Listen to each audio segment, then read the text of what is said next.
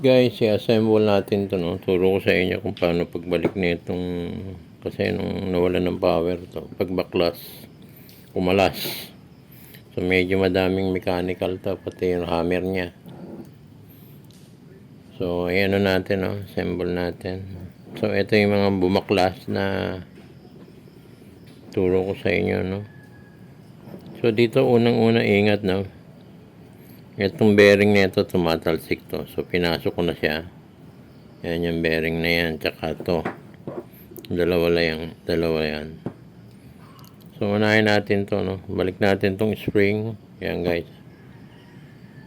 Yun. Dito. Yan. And then pati yung washer. Yan. And then etong pinaka-main yan, yun, doon sa pinaka-dulo nito, yun. Yung kaloob-looban niya na yun. Medyo paggabi na medyo madilim na.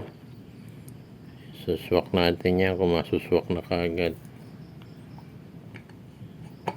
Medyo, ayun. Natsyempohan natin kagad. Yan guys, umikot na sa na sentro.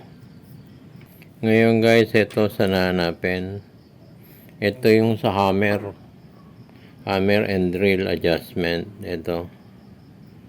Dito yan, tukod. Ang problema niyan, hindi mo mapapasok dito yan. Kailangan unahin natin to. Dito sa ano na yan. Dito itututok yan sa loob.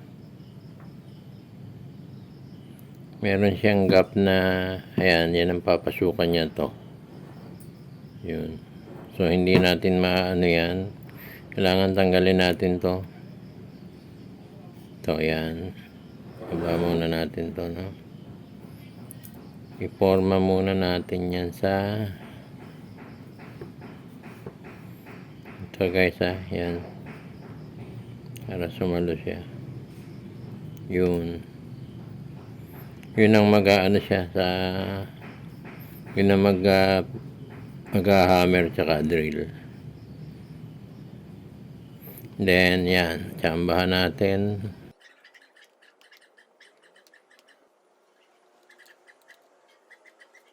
Okay, natin. Okay guys, smooth, suabe.